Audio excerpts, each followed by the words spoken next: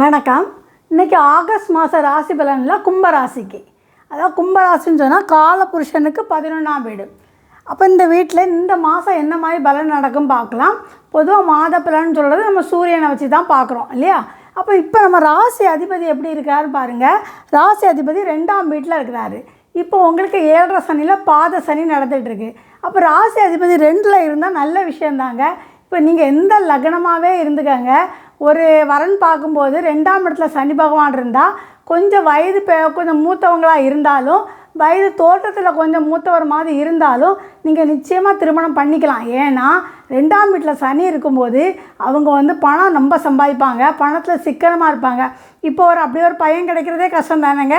அதனால் அந்த மாதிரி நீங்கள் பார்த்து பாருங்கள். ஐயோ 7 வயசு கூடுதலாக இருக்கே வேண்டாம் அப்படிலாம் சொல்லாதீங்க. பையன் நல்ல சம்பாத்தியமாக இருப்பான். அதாவது இவன் சம்பாதிச்சு இவன் பிறக்கும்போது இருக்கக்கூடிய சொத்தெல்லாம் அழிஞ்சாலும் இவன் சம்பாதிக்கக்கூடியவனாக இருப்பான். சரி, இப்போ உங்களுக்கு பாத சனி ராசி அதிபதி வக்ரம் ஆகிட்டார். அப்போ வக்ரம் ஆகக்கூடாது. எப்போவுமே ஒரு ராசி அதிபதி வக்ரமோ நீசமோ 6-8 சாரத்துலேயே இருக்கக்கூடாது. இப்போ சனி பகவான் ரேவதி நட்சத்திரத்தில் இருக்கிறாரு. அப்போ 8ஆம் திசையிலையும் இருக்கிறனால நீங்கள் கொஞ்சம் கவனமாக இருக்கிறது நல்லது. எந்த விதத்தில் பொதுவாக குடும்பம் தாமதமாகவும் பேச்சு தாமதமாக இருக்கும்னு சொன்னேன். சனி பகவான் எங்கெல்லாம் இருக்கிறாரோ அந்த இடம் இருக்கக்கூடிய இடத்துலாம் சனி பகவான் இருப்பாருங்க, தராசு இருக்கக்கூடிய இடத்துலாம். அப்போ இது காலபுருஷனுக்கு 12ஆம் வீடு, உங்களுக்கு 12ஆம் வீட்டு அதிபதி. இப்போ நீங்கள் ஏதாவது ஒரு ரேஷன் கடையாக இருக்கட்டும், ஒரு மளிகை கடையாக இருக்கட்டும், எந்த ஒரு துறையாக இருக்கட்டும், அதில் நீங்கள் ஏதாவது ஒன்று பதுக்கி வச்சுருந்தீங்கன்னு வச்சுக்கிங்களா, இப்போ சனி பகவான் காட்டி கொடுத்துருவார். எப்போ இந்த 7.5 சனி நடக்கும்போதும் உங்கள் ஜாதகத்தில் சனி தசா புத்தி அந்தரம் ஏதாவது இருந்தால் நீங்கள் இந்த சமயம் மாட்டிக்கலாம். நம்ம நினைப்போம் பக்கத்து கடைக்காரன் சொல்லி கொடுத்துட்டான், எதிர்கட்சிக்காரன் சொல்லி கொடுத்துட்டான், நம்ம கடையில் யாரோ சொல்லி கொடுத்தா சொல்லிக் கொடுக்க வேண்டாம். சனி பகவான் காட்டி கொடுத்துருவார். சனி பகவானுக்கு பிடிச்ச விஷயம் என்னெல்லாம், கடின உழைப்பு, சட்டத்துக்கு புறம்பாக செய்யறது அவருக்கு பிடிக்காது. ஓகேங்களா. அப்புறம் அவருக்கு என்னது, பிறருக்கு உதவுதல். இது செய்தாலே அவர் நமக்கு நன்மையே செய்வாருங்க. அதனால் நீங்கள் இந்த மாதிரி ஏதாவது விஷயங்கள் நடந்துகிட்டு இருந்தேன்னா உங்களுக்கு பிடிபடக்கூடிய வாய்ப்புகள் அதிகமாக இருக்குது. ஓகே, சரி. அவரோட இடங்கள் பாருங்கள், 4ஆம் வீட்டை பார்க்குறாருங்க. 4ஆம் வீடுன்னு சொன்ன என்னது, வாகனம் இல்லையா. அப்போ இந்த அதிபதி பாருங்கள், சுக்கிரன் இங்கே நீசமாயிட்டார் 8ல் போய். அப்போ வாகனத்தில் போகும்போது கொஞ்சம் கவனமாக போங்க. அதனால் லைசன்ஸ் எடுக்காமல் போயோ ஹெல்மெட்டு போடாமல் போயோ ஃபைன் கட்டக்கூடிய சூழ்நிலைகள் வரும்.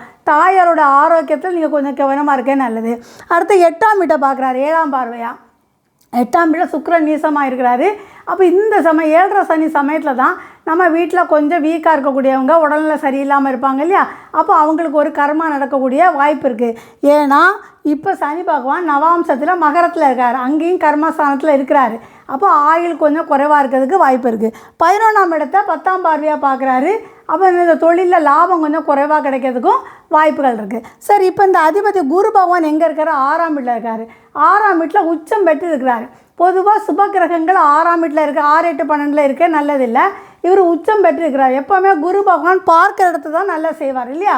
அப்போ 6ஆம் வீட்டில் இருக்கும்போது என்னது, அதில் கடன், நோய், எதிரி எல்லாமே இருக்கா. அப்போ குரு இருக்கும்போது என்னது, கொழுப்பு அதிகமாக இருக்கும். அப்போ உணவு சார்ந்த பொருட்களில் சாப்பாட்டில் நீங்கள் கொஞ்சம் கவனமாக இருக்கிறது நல்லது. கொழுப்பு சார்ந்த எதாச்சாக செரிமானம் இல்லாமல் வயிற்றில் பிரச்சனை வர்றதுக்கு வாய்ப்பு இருக்குது. அப்போ கடன் எப்படி ஒரு நகைக்கடன் வைக்கக்கூடிய வாய்ப்பு இருக்குது. குழந்தைகளுக்கு மருத்துவ செலவால், அதனால் குழந்தைக்கு படிப்பால் இப்படி கடன் வாங்க நம்ம ஒரு உறவில் கடன் கேட்காங்கன்னு வச்சுக்கோங்களேன், நீங்கள் கொடுப்பீங்க, கொடுத்து நீங்கள் எதிரியாவீங்க, உங்களுக்கு எதிரியே நீங்களாக தான் இருப்பீங்க. அதனால் கடனை கொடுக்காமல் இருக்க நல்லது. உறவுகள் முறியக்கூடிய வாய்ப்புகள் இருக்குது. இது கூட சூரியன் இருக்கார் பாருங்கள், 7 கூடையவர் 6ல் போய் இருக்கார். சூரியன் 6ஆம் வீட்டில் இருக்க நல்லது. ஓகே, 6ஆம் வீட்டில் சூரியன் இருந்தால் ஒரு அரசு வேலை கிடைக்கக்கூடிய வாய்ப்புகள் உண்டு.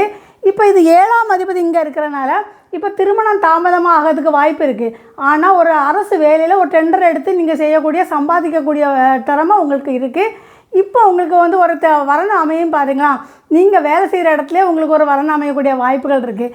அப்போ நம்ம இப்போ 7ஆம் இடத்துக்கு, இது ஆகஸ்ட் 15க்கு பிறகு 7ஆம் வீட்டுக்கு வந்துடுவார்.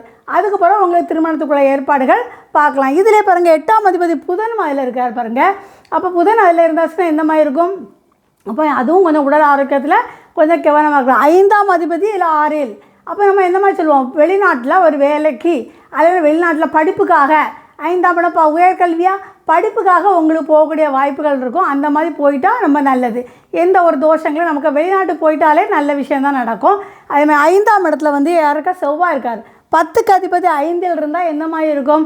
அது 5ஆம் இடம் சொன்னால் என்னங்க, உழைக்காத வருமானம் சொல்லுவோம். சும்மா இருந்து நம்ம சாப்பிட்டுட்டு இருப்போம்னு சொல்லுவாங்க இல்லையா, அதாவது முதலீடு போடாத வருமானம். இப்போ ஒரு டியூஷன் சென்டர் வைக்கலாமா, அந்த மாதிரி வச்சா உங்களுக்கு வருமானம், கலைத்தொழிலில் வருமானம் வரும். காதல் இருக்கிறதுக்கு வாய்ப்பு இருக்குது.